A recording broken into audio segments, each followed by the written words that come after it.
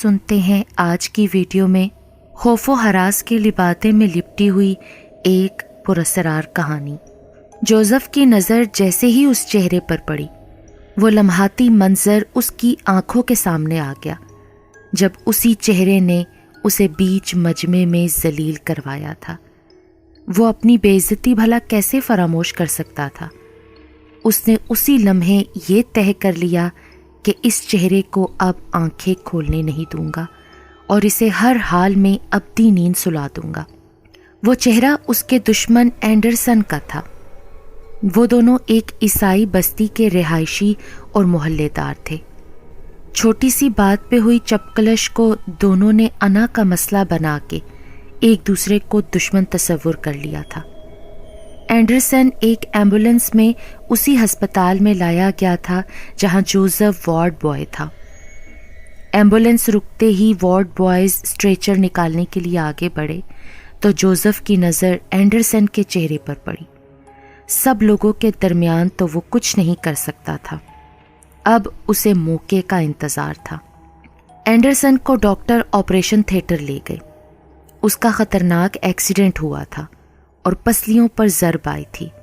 Anderson ہوش میں نہیں تھا۔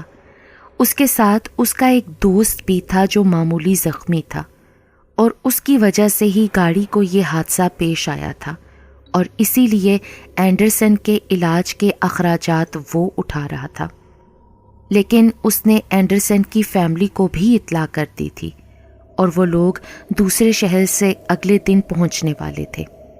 کئی گھنٹوں کے طویل آپریشن کے بعد بالآخر ڈاکٹر اینڈرسن کی جان بچانے میں کامیاب ہو گئے اور اسے کچھ گھنٹوں کے بعد ICU میں شفٹ کر دیا گیا۔ جوزف نے لمحہ بلمحہ اس کی نگرانی کی کہ کب وہ روم میں یا پھر ICU میں شفٹ ہو اور وہ اپنا بدلہ پورا کرے۔ اینڈرسن کے ساتھ آیا ہوا دوست کچھ دیر کے لیے باہر گیا، اور یہ جوزف کے لیے ایک بہترین موقع تھا جب وہ اپنے دشمن سے بدلہ لے سکتا تھا۔ وہ تیزی سے ICU میں آ گیا اور وہاں موجود اسٹاف نرس کو بہانے سے باہر بھیج دیا۔ وہ نرس وہاں سے چلی گئی تو جوزف نے قریب جا کر اینڈرسن کا آکسیجن ماسک ہٹا دیا۔ اس وقت اینڈرسن کے لیے آکسیجن بے حد ضروری تھا، کیونکہ وہ ابھی پسلیوں کے آپریشن سے ریکور ہو رہا تھا اور اسے سانس لینے میں بے حد تکلیف تھی۔ ماسک ہٹتے ہی اینڈرسن ماہی بے آب کی طرح تڑپنے لگا اور چند لمحوں میں ہی اس کی موت واقع ہو گئی۔ وارڈ بوائے جوزف نے اچھی طرح اینڈرسن کی موت کی تسلی کی اور پھر اسے دوبارہ آکسیجن ماسک لگا کے باہر آ گیا۔ باہر آ کے جوزف نے سکون کا سانس لیا کہ اسے یہ سب کرتے ہوئے کسی نے نہیں دیکھا۔ اب اس نے 3 دن کی درخواست لکھی، چھٹی کی اور سینئر کے پاس لے گیا۔ جوزف کبھی بھی چھٹی نہیں کرتا تھا۔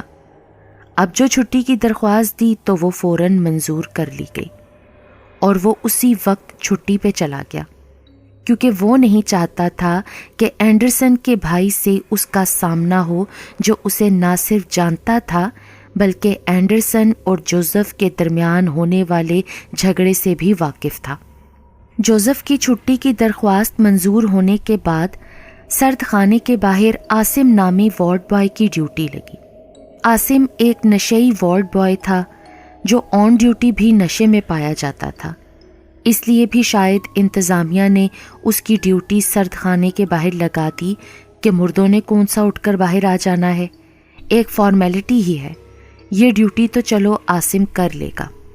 وہ بیٹھ کر کرسی پر اونگتا رہے گا۔ رات کے 12:30 بج رہے تھے جب سرد خانے سے کچھ گھنگروؤں جیسی آواز آنی شروع ہوئی۔ عاصم نیند کے نشے میں تھا، اسے کچھ محسوس نہیں ہوا، لیکن تھوڑی دیر بعد یہ آوازیں واضح ہو گئیں۔ پھر ٹن ٹن ٹن کر کے کچھ گرنے کی سی آوازیں آئیں۔ اب عاصم کی آنکھ کھلی اور جب اس نے آوازیں سنی تو اس کے پسینے چھوٹ گئے۔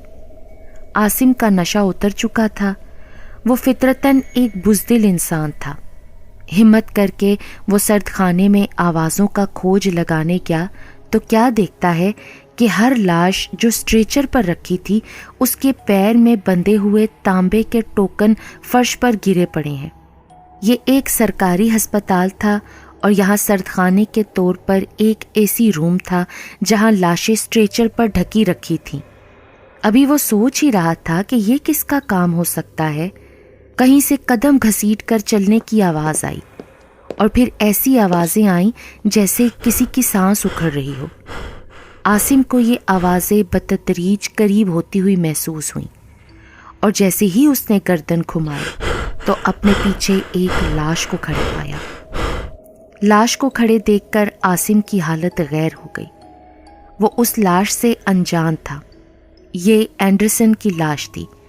اینڈرسن کا چہرہ بالکل سفید تھا اور اس کی آنکھیں خون رنگ کی ہو رہی تھیں۔ اینڈرسن نے بازو عاصم کی گردن میں ڈال کر ایک جھٹکا دیا اور 1 منٹ کے اندر ہی عاصم کی موت واقع ہو گئی۔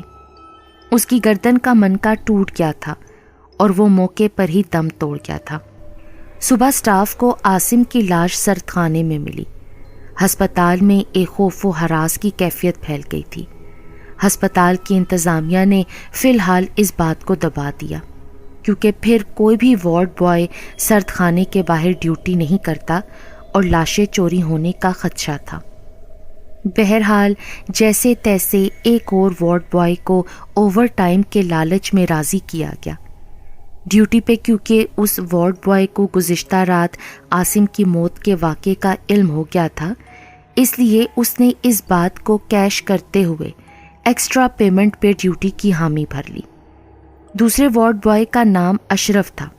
اشرف ایک جی دار شخص تھا، اس لیے اسے ڈیوٹی کرنے میں کوئی قباحت محسوس نہ ہوئی۔ اسے لگا کہ عاصم اپنے خوف کی وجہ سے مرا ہے، ورنہ ایک عرصے سے اس ہسپتال سے وارڈ بوائز مردہ خانے کے آگے ڈیوٹی کرتے آ رہے ہیں، کبھی کسی کو کچھ نہیں ہوا۔ اشرف بھی آرام سے چیئر پر بیٹھا ہوا موبائل پر ریڈیو سن رہا تھا کہ اس کے کانوں نے بھی ٹن ٹن ٹن کی آواز سنی۔ موبائل جیب میں رکھ کر اس نے آواز کی طرف کان لگائے تو اندازہ ہوا کہ آواز سرد خانے کے اندر سے آ رہی ہے۔ اشرف اندر آواز کا کھوج لگانے گیا اور پھر باہر نہیں آیا۔ صبح اس کی بھی لاش سرد خانے میں انتظامیہ کو ملی۔ اسی طرح 2 اور وارڈ بوائے بھی مارے گئے۔ اب انتظامیہ نے جو لوگ چھٹی پر گئے ہوئے تھے ان کی چھٹی منسوخ کر کے ان کو واپس بلا لیا۔ کیونکہ گورنمنٹ جاب تھی اور نہ حاضر ہونے کی صورت میں سسپینڈ ہونے کا اور کانٹریکٹ ختم ہونے کا خدشہ تھا، اس لیے جوزف کو واپس آنا پڑا اور آخر کار جوزف واپس آ ہی گیا۔ جوزف بھی ایک بہادر وارڈ بوائے تھا، اسی لیے آتے ہی اس کی ڈیوٹی سرد خانے کے باہر لگا دی گئی۔